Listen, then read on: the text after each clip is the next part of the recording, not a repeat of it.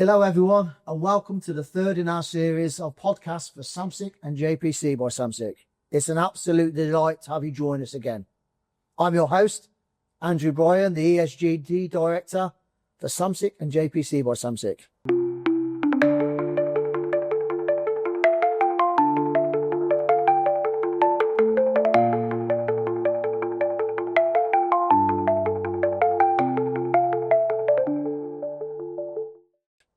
In this podcast, we aim to explore the latest trends, challenges, and innovations in ESG for the fertility sector. Before we get started, though, in my role, I have the privilege of working with some incredible team members. These are constantly driving the positive change at Samsic and JPC by Samsic. Today, we have two special guests joining us. Firstly, I would like to introduce Gabby Zeal, our Waste and Recycling Manager for JPC by Samsic. Welcome, Gabby. Thank you, Andrew. Our second guest is Cameron Watson-Azmi, our ESG Manager for JPC by Samsic. Thank you. Welcome, Cameron. Thanks. Thank you both for joining us today. Could you give us a brief overview of roles, Cameron, if you want to kind of start with you, please? Oh yeah, thanks, Andrew. So I'm the ESG Manager for JPC by Samsic. I primarily work with some of our larger clients just to ensure that we're aligning with their ESG objectives, feeding into their data as well as their social value and keeping up good governance practices. So I'm a very multifaceted job that I just love. Brilliant. Your passion comes through. Brilliant. Thank you, Cameron. Gabby, over to you, really. So I'm the Waste and Recycling Manager for JPC by Samsic. I work at one of our client sites and we manage the waste of over 40 gas companies. And I manage a team of two who are responsible for those operations. And then we also work on the strategy to reduce waste and improve recycling through campaigns and innovations and other things. Fantastic. Thank you very much. So yeah, thank you for that, guys. We're thrilled to have you here today. We're looking forward to hearing your insights, experiences relating to ESG, waste management and recycling. So, right, without further ado, let's dive into today's topics. So if we start with ESG and what that means in today's world of FM, Cameron, what would you say, in your opinion, does ESG mean in relation to the FM sector? So I think in the FM sector, it specifically relates to our people. Because we have so many different employees, so many different members of teams, so much reach in the public, not only in the social element where we're making sure we're looking after our staff, paying them properly, supporting them, training them, upskilling them, promoting them, and all the other great things that we do. But on the environmental side, there are ways that we can train our operatives differently to implement eco-dosing and zero waste cleaning practices. So there are quite a lot of old-fashioned practices in the cleaning industry. Sometimes you'll hear, I just don't care, just use bleach and get the job done, I want it clean. That's a common one, isn't it? Yeah, and you do hear horror stories, but I think bringing in everyone as one single unit, and I think I always say inclusivity is the key to ESG. Absolutely. Because it's not just director level or manager level, everyone has to be brought in. And then where the governance will come in is what we're doing at JPC is just industry first, externality tracking. So we're tracking our scope 1, 2, 3s, we're tracking our plastic usage, we're tracking our embodied water, and that will allow us to see the impact that any innovations we implement might be, as well as changing practices in actually how they're doing the cleaning. Can we do it more efficiently? Is there better machinery? Yeah, exactly. It never ends, really. So it's that massive cultural transformation as well, isn't it? That's Gabby, would you say it's the same for waste recycling as well? Yeah, I mean, waste and recycling kind of touches a little bit more on the environmental side of things, but it's all it all entwines with each other. Yes, absolutely. And I think with ESG, it's becoming so big now. It's an industry that's growing and growing and changing constantly, and you can't really get away without thinking about it. It has to be incorporated into every decision that you make as a business. So for facilities management, that's included. We have to make sure that we're covering all bases. Yeah, absolutely. Waste recycling is a huge one, I think. Yeah. It's growing. But it's not. Not at all. You think, it's just remember like when you're at home, recycle your paper, etc. When you elevate that into the FM sector, it's pretty large, isn't it? Really. Just think how many times you change your bin at home. Yeah. Every 2 days, you're like, oh my god. Yeah, exactly. This is 40 clients you're booking us. Yeah. So kind of just thinking about the whole FM sector as well. Are you guys are on the ground. What are you kind of hearing about like the latest trends or that's currently like shaping the FM sector? And historically, it would be like net zero goals and targets, scope 3 emissions. We've been talking about scope 4 emissions. Yeah. Digitalisation. You mentioned social accountability. What are you kind of hearing, or what are you kind of vibe about the next wave? One thing that I've heard about recently more and more is biodiversity. So I think we focus a lot on going carbon neutral, carbon emissions, and how we impact those and the decisions we make and how that is going to increase or decrease our emissions, like with scope 1, scope 2, scope 3. But something that we've discussed a lot at the client site recently is biodiversity and how we as a business, what our decisions are doing to impact that negatively. And you have to also think about how the negative impacts on the flora and fauna and everything around you impact you as a business and how that kind of all connects. So we work with our team, the landscaping teams there, to understand the landscape, the client site, and waste and recycling links to that in terms of, making sure that we don't have a lot of microplastics and how that's going to impact us in the future. We don't understand those things as much anymore. So that's a trend that's up and coming, in my opinion. Yeah, no, I think you're right. I think that biodiversity as well, it was probably a buzzword a few years ago. Now it's like you've got to start proving yourselves and start investigating what is actually the definition of biodiversity and implementing those sort of strategies and that culture on site as well.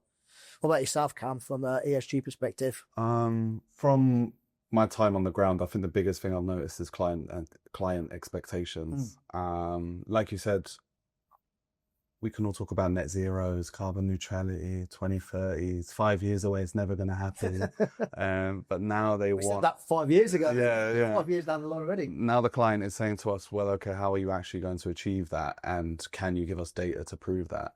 And not only that as well, but as service providers, we're in the scope 3 emissions of one of our larger clients, office managers, etc.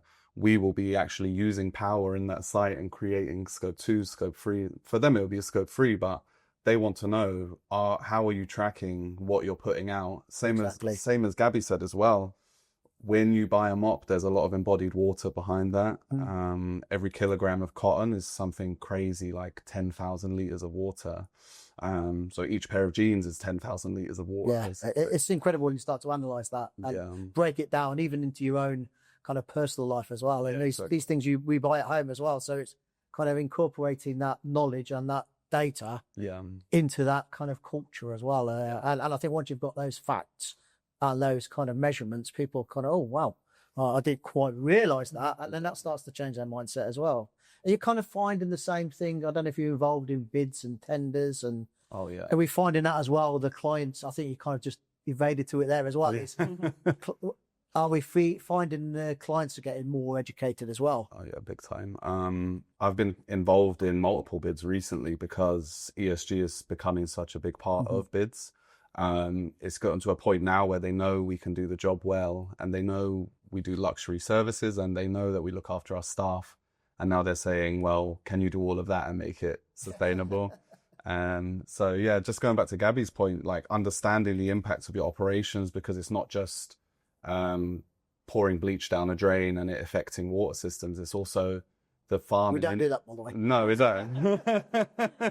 But it's also the farm in India and how they grew the cotton and how it was transported. So I think trying to zoom out right now and understand what we need to feed back into the client is one of the biggest opportunities and challenges right now, because it's so new in the industry that life cycle assessments don't exist for these MOPs.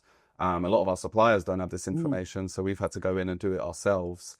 And we might find in a year that a lot of our data might have been off base or within a margin of error, but how can you know your impact if you don't even try to reflect it? I'm sorry, what were you going to say? No, I was going to agree with that point. When we talk about reporting recycling rates, for example, that's just coming from a weight. You're not actually looking at what's inside the bin and what the contamination levels are. So you don't really know what your true recycling rate is. And it's great to shout about all of these things, but I feel like sometimes we forget that you have to take a more holistic approach. You have to really think about all the different factors that come into collecting that data and that it's not just black and white.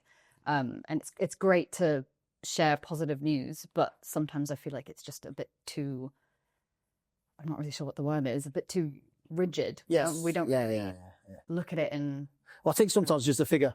Yeah. Yeah. Oh, okay, great. Here you've got 10 tons of recycled cardboard. It's like, yeah, I don't know. But now actually when you start to analyse that and break it down and the components and how it got into the supply chain, all of a sudden you've got a pretty decent bit of data as well.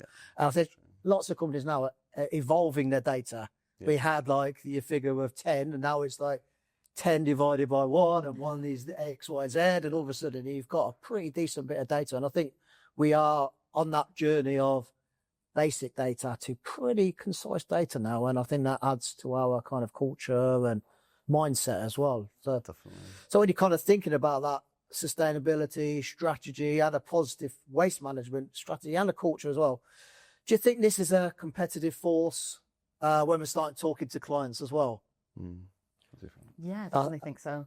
Kind of sets us apart from others as well, doesn't it, I think? Yeah. Again, I don't know much about the broader ESG like Cameron would, and I'll let you touch on that. But with waste and recycling, I think sometimes when it comes to facilities management, specifically cleaning with what we do, we don't always think about us as leaders in waste management. Mm-hmm. But what we've done at our client site proves that cleaning teams really lead the way in sustainable waste management, being at the front and being the eyes and ears on the ground. So having that bridge between what's happening at the back end and what's happening at the front end, really getting into client demises and having a face-to-face connection, it really helps influence behavior, influences what's happening at the source. Yeah. Yeah, and I think that exactly what you said, that interaction with the people who are actually doing the recycling. Also, they want to do a better job as well, whereas historically it's paper, card, plastic, glass. Then it's something else, and that was food waste as well. So it's kind of, they're actually proactively, should I say, promoting that and informing us and letting us know, oh, did you know if we did X, Y, and Z, we can improve this as well. Yeah, and having them trained to do that as well. It just gives us a competitive edge to say, well, we make sure that our teams are involved in our ESG program. Yeah. We're not just telling this. We do it as the managers. We actually involve the team. Yeah, I think sometimes you're pushing against that open door, aren't you? People are quite happy. There's no kind of force holding them back. They're actually actively pursuing that now because they see that their climate change in their lives as well, and they doing recycling at home, where historically they probably didn't have that much impact. And obviously social media is promoting a good, positive, clean environment for the future generations as well. Yeah. So here's one for you. If we look at like a typical FM manager, what advice would you give them based on your experience on how they could become more energy efficient, reduce waste, increase recycling initiatives and activities, reducing their carbon footprint, for example? What would you say to a kind of not even new FM, an FM who's starting to delve into ESG and waste recycling management? I think I would start by saying, don't be scared to jump into the deep end.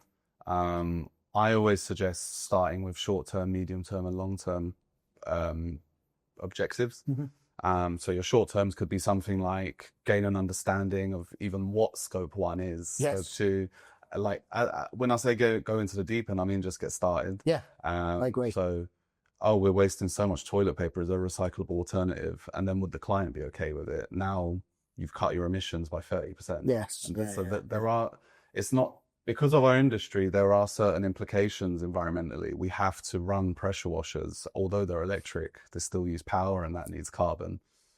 We have to run taps all the time because we need a lot of water because it's a cleaning company. So I think it's a bit overly optimistic to imagine a world where we are not responsible for any emissions or any plastic, because we're a service partner and we have to meet the certain standards expected of us.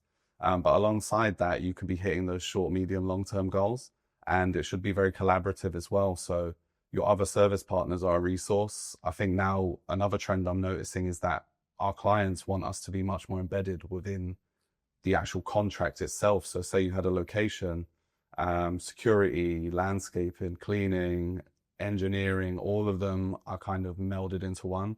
So recently, all of our volunteering has been, any volunteering I've organized, they've been happily welcomed along. Yes. And the client will come to that as well because they're seeing the buy-in, and now you're actually starting to build a community. Mm-hmm. So in the short term, you're thinking, learning what scopes are, what report do we want to do, what are the client's objectives, and then in the medium term, you're saying, what are the actions we're going to take next? How are we going to change procurement?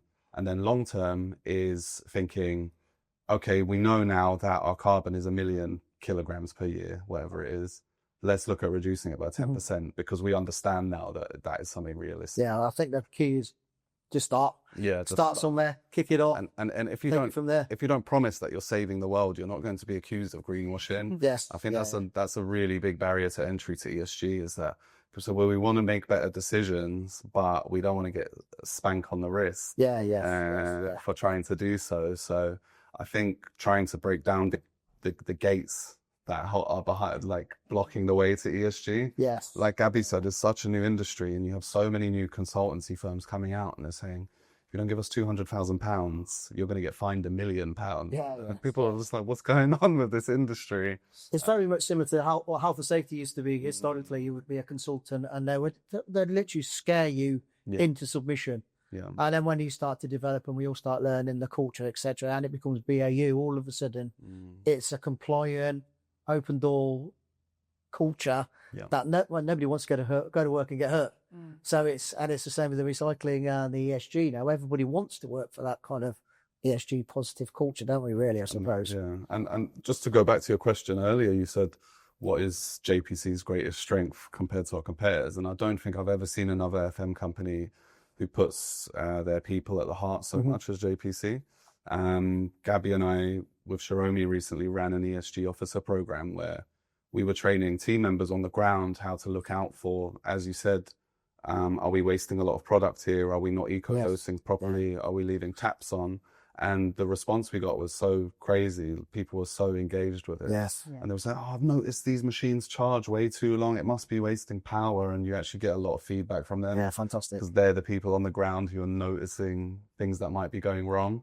So you using their insight and respecting them, I think, is JPC's power. And I think that's what you give that advice out to that FM manager or new manager or someone who's been in the role for some time, just breaking into that ESG, is just go out and ask everybody. Yeah. Just get your feet on the ground and ask questions, and the responses will kind of come back to us, really. Yeah. I think also, Gabby, around your role, specifically like waste targets and KPIs, how are you kind of tracking them, and how would you kind of report that impact into you, into the client, but also back into the business as well? Well, I think it's actually having a conversation about this with one of my colleagues today. Waste reporting is so interesting because it doesn't always reflect the hard work that you're doing and the strategies that you're putting in place to try and change behaviors, because it can fluctuate so easily, and it's all based on weights. But the way that we do it at the client site is we take the bins and we weigh them, and then we put them in a compactor and they're taken off by our waste collectors. And we have multiple different streams, and then those are grouped into your general waste and your mixed recycling, and that's how we report it back. But we've tried to take an approach with the client where each company is obviously given their own report every month. But to incentivize people to do a better job, we try to gamify it. Yes, exactly. Yeah, I'm trying to make it more fun and interesting, and we want them to buy into it. So we built a ranking tool, which incorporates waste reduction, recycling rate, and recycling improvement, and then standardize it into a squad of 100 and then ranks against other companies. And it actually works. Yes, it makes people feel like, oh, I need to climb the ranks. I need to be in the top 10 this month. I had a company that put it into their KPIs that they could be in the top 5 every month. Brilliant. And they have since May of last year. And I actually have someone who goes through and digs through the bins. And so these are the kinds of initiatives that we recommend. We take that as a case study and recommend it to all the other companies that we work with.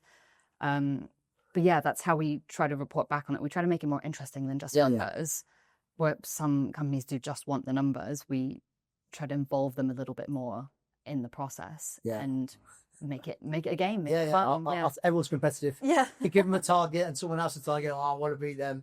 Yeah. And I think that it's just kind of creates that continuous improvement. Yeah. And that's advice. I want to win. I want to get that trophy. I want to rest on the side. It's the best way to do stuff. I'd go about it. That's the advice I would give in facilities management, is not to take yourself too seriously and try to push the boundaries. But also, like what Cameron was saying, to be transparent and not set yourself up for failure. Set realistic targets you can actually achieve that obviously are still showing that you're doing good work, but not saying that you're going to save the world. I think some of those pictures historically were kind of, wow, you're going to do this, you're going to do that. And we're just going to start with it's just a nice steady flow. And all of a sudden you make some pretty amazing developments and progress as well without kind of saving the world. It's like, we'll do something different and slightly smaller to achieve the overall goal really as well. Yeah. Gabby, have you been involved in any charity initiatives recently? Raised any money for anything? Well, I did do the London Marathon. Fantastic. Congratulations. Thank you. Not to brag or anything. Yeah. Have you recovered? Yes, I have now. It was definitely a struggle. I couldn't walk the next day, but it was 100% worth it. And I was doing it for an amazing cause. I'm not sure if I should say. Let's plug it. Okay, great. So I was doing it for an amazing cause called Get Kids Going. Okay. And they help disabled children and young people pay for the sports they want to play in. Fantastic. They pay for specialized equipment like wheelchairs, the wheelchairs that people use to participate in marathons as well. Oh, okay, really? Oh, yeah. So, and they can cost anywhere between £4,000 to £7,000. So they really, really, really rely on donations if they don't have that family support, the privilege to have that family support.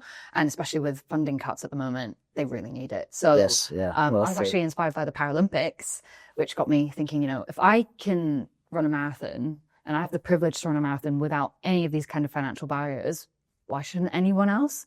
And I found them and they were amazing. But yeah, we did that with JPC by Samsic as well. We've done a campaign and done a fundraiser, which has been filmed over the last few months. Wow, to get people raising money. Yes. And we set up a sponsored Spotify playlist. Oh, yes. Yeah, you can add a song. I think you added one. Yeah, both of you added one. You could add a song for £5 or £5 or more.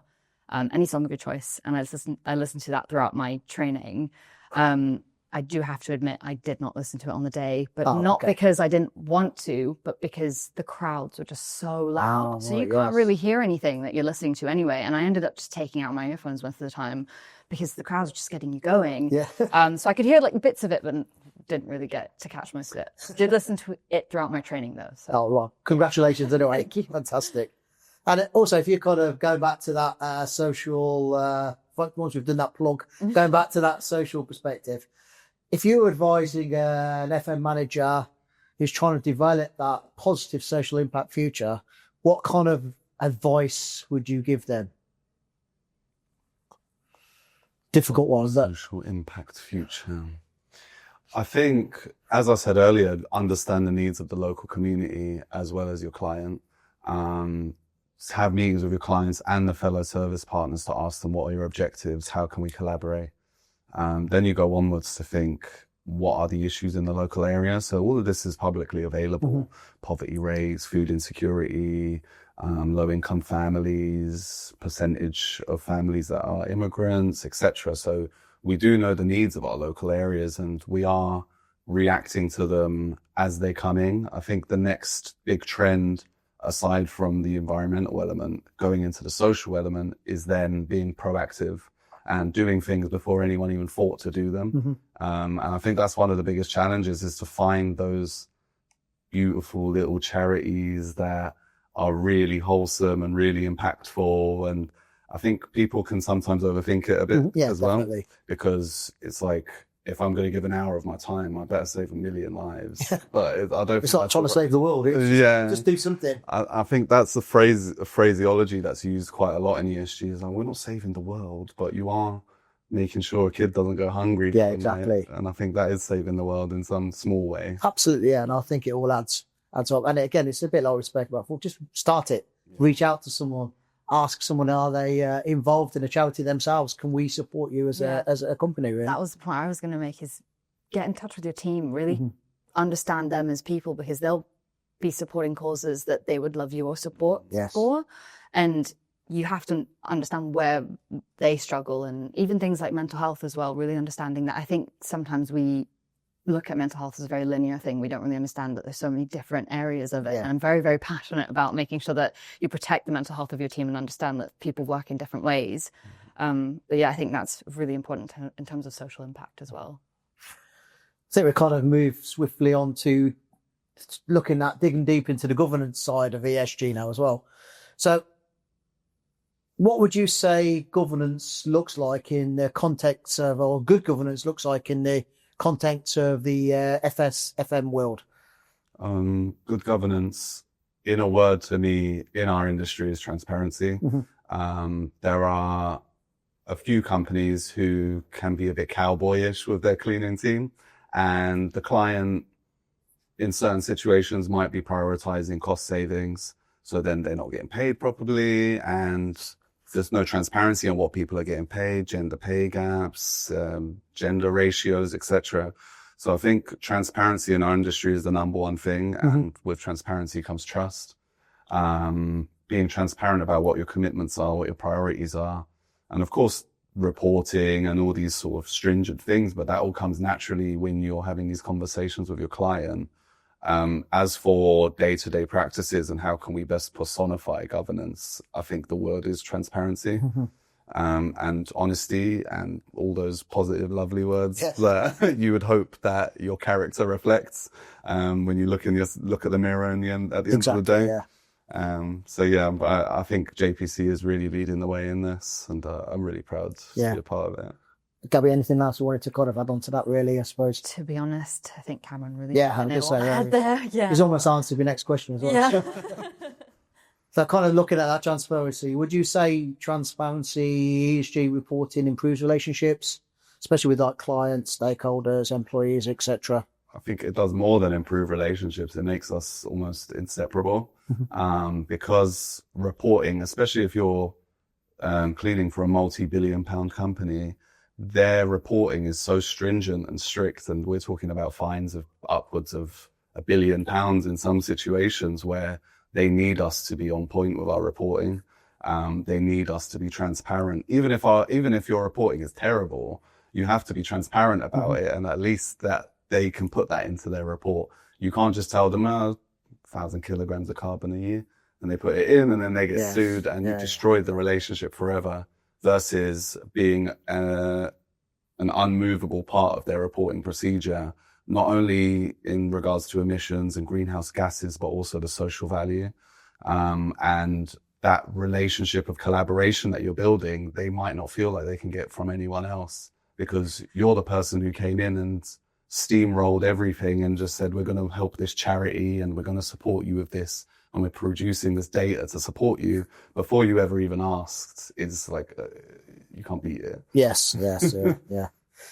And kind of following that kind of pattern that we're going through, asking the questions and then advice, what kind of practical steps could the FM manager implement to ensure that they are transparent as well? What would you give that FM manager advice on? I think being really honest with communication, direct lines of communication, and being honest about the targets that you're setting, and not trying to kind of impress or go above and beyond where you can't. You always want to go above and beyond. But I actually think going above and beyond means being honest, means making sure that those targets are achievable. I think with waste and recycling, I had to realize that I wasn't just working with the client to do what they wanted me to do. They were asking me to, as a specialist in my role, to implement new ideas, to create new targets, because I understood that area better than they did. Yes. So it's to really create that relationship where it's not just one-sided. You're working together, you're working as a team. It's a one-team ethos. It's not just, I'm here to do what you tell me to do, and that's it. Yeah, I think like you said, that trust, honesty. Yeah. It's how we want to be as humans as well, isn't it, really? Let's kind of put that into the governance perspective. It's just be open and honest. And then where you are is where you are. And then, like you said, trying to improve it and get better for the next time that we highlight these issues or want to try and develop this as a culture as well. It's like I said, even if it's terrible when you come out, say exactly. It's terrible. Sometimes companies with really good ESG can fall by the wayside, because in their reporting, they'll say, unfortunately, our emissions went up 8% this year. And then you've got Dodgy Harry's business next door who are saying 50%. Yes. We planted 1 million trees. So you can see the difference in attitude. But if you're someone who's hunting, someone who's very sustainable, you might be tempted to go for the greenwasher. So that's another thing that can put people off, is if we're really, truly honest, what will people think? But we have to remember the changes in consumer demand. And like you said, with even our operatives realizing these impacts in their day-to-day lives, as the weather becomes more erratic, people will start to care more and more and more. Same with health and safety. Everyone deserves to go home to their family safe at the end of the day. Everyone deserves to go home to a planet that still exists at the end of the day, I suppose, as well. Well, we hand it over to the next generation as well. So we need to make sure we hand it over in a nice, decent condition. They're much more conscious of it than we are. Oh, definitely.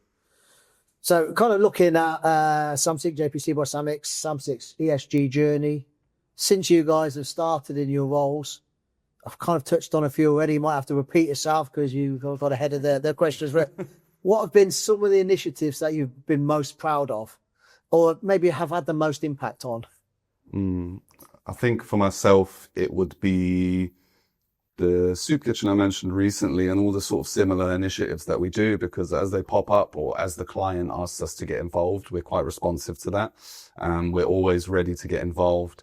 I think my biggest pride is the employment partnerships I've built for some of our clients. So a few of our clients have different requests of what they'd actually like to see. So one of them wanted to provide work experiences for adults with disabilities, to either lead them into a job offer or prep them for their next role. So I do CV workshops with those students. Fantastic. I actually have a follow-up tomorrow with them to talk about the next student coming in. And those are just 6 weeks programs, because at that site, it's such a small and challenging one. The client really wants to get involved, but they can't change the operations too much. And then we have another site where it was a similar situation, but they wanted it to be paid employment. So then I found another charity in the local area, and we hired a man with cochlear implants and autism, and trained the team around him on working with autism. So just recognizing signs within him and understanding him a little bit better. And he's been there over a year now and he loves it. Yeah. And I'm so proud to see a partnership that I helped create pay off for someone. And then finally, at one of our final sites, we just have relationships with local employment charities. So we work with the job centre and the council. On Friday as well, actually, I've got a recruitment fair, because we're looking to hire people who have been out of employment for a long time, from the local community. So each of those examples was a very specific client demand that we were able to react to, because myself, Morella, and all the various account managers work together so well. And it's only possible because of the collaboration that I keep harping on about. No, I think that collaboration runs through everything to do with ESG, doesn't it? I don't think it's one person's role to decide where we go. It's everybody in a whole company. And that's the only way we can develop that ESG culture, is by including everybody. Thoughts, inputs, opinions, personal experience as well, really. 100%. Gabby, from your perspective? I think I mentioned earlier with waste and recycling, it's difficult to measure your successes with just the numbers. So the thing that I'm most proud of is more so physically seeing people become more and more passionate about something like waste that you wouldn't necessarily think is fun and exciting, and how I've managed to transform it into something that can be a game that can really interest people, and to move them away from thinking about it as just this, I'm going to throw a piece of waste in there, not thinking about where it's going to go or how it's been made and the whole journey of that piece of waste and its impacts on the environment. It's just heartwarming almost, as someone who's really, really passionate about this kind of stuff. And whether that's within the client's office and the other service partners, or within the companies on the client site, I've seen it everywhere. I think the office space where we work, implementing bins that weigh your waste live, AI bin sensors, just getting really creative with it and doing all these things. It makes it more fun and interesting for people. I mean, it kind of looks a bit like a circus at the moment with the bins. There's all these colors and signs, and then you've printed extra signs, and we have a coffee cup bin, and we have a flexible plastics bin, and then we have a screen that you can scan an item and it tells you which bin to put it in, and then I can check all the weights every day and report it back to people. But it gets people thinking about it. Yeah, and definitely. having me there as well, they'll come and ask questions. But the thing I love the most is when people stop each other and they'll almost in a jokingly way, but also to educate, tell them, oh no, that doesn't go there. Don't put it there, or Gabby will get upset. And they just make it really fun. And this has happened within the other companies as well, where one company has, I think I mentioned, someone who now goes through the bins every day and takes out all the contamination, and their recycling rates are around 70 to 80% now. We put coffee cup recycling bins throughout the estate, and they adopted that within their own demise. And most of our coffee cup recycling comes from them because it's clean, whereas the ones on the estate, sometimes people put random items in there. Yes, yeah. Even though our estate teams are so passionate about it as well, through training, they've learned to just pick things out, and I'll get pictures sent to me. I'll get people being really, really frustrated about it, but I love it because it's the passion that's shining through. So Yeah, that's the thing I'm most proud about, is actually physically seeing people's mindsets change and being able to get into the sites, into the offices and speak to people one-on-one and really see that there are people out there that do want to make those changes. Yeah, I think everyone's keen to help out, and everyone really wants that kind of, to be involved in those sorts of initiatives. And then they're doing it at work, they do it in their lives, they kind of expand that into their families and educate. And before you know it, it's just such a huge impact across the whole of the area, the economy, in people's personal lives as well. So yeah, that's a fantastic example. Thank you. I think finally, as a kind of key takeaway for our listeners, how do you think, what kind of ideas would you give a manager to overcome that resistance and those barriers that usually kind of appear, but almost like frustratingly is difficult to change that mindset as well, to adopt that sustainable ESG mindset for companies within their kind of roles? I think, like I said, regarding all the greenwashing and the hesitation to get involved with it, I think just to get into it, think about it this way. You can't draw them a picture of destruction. You have to give them a vision of hope. So it's not to say, if we don't switch to these recycled rolls of toilet paper, all these turtles in the world are going to die and this and that. But if we do switch, we can reduce our carbon by this much, which is equivalent to 400,000 miles in a jet airliner or something like that. So giving a vision for hope and putting it into exciting and positive terminologies and gamifying it, and all these things you can do to make it more of a community who are collaborating. Just looking to the future and having hope, I think is like the best thing that picks me back up when I'm feeling a bit down about another oil spill or something like that. You just pick yourself up and hope for the future more and work harder, I guess. That's it from me. From your perspective? I think it can sometimes be quite intimidating looking at ESG and not really understanding what it means. So I'd start with just understanding the basics of what it is and understanding that it doesn't have to be complicated and you don't have to get it 100% perfect. It's better that, you know, billions of people are doing things imperfectly than 100 people doing it 100% perfectly. So to just try and do small things and make small changes, and the next thing you know, it's cascaded and you've done all these different things over a few years, that it's miles better than what anyone else is doing. So it's just having that, just wanting to try, just give it a chance. Yeah. It's just being brave. Yeah. Take that first step forward.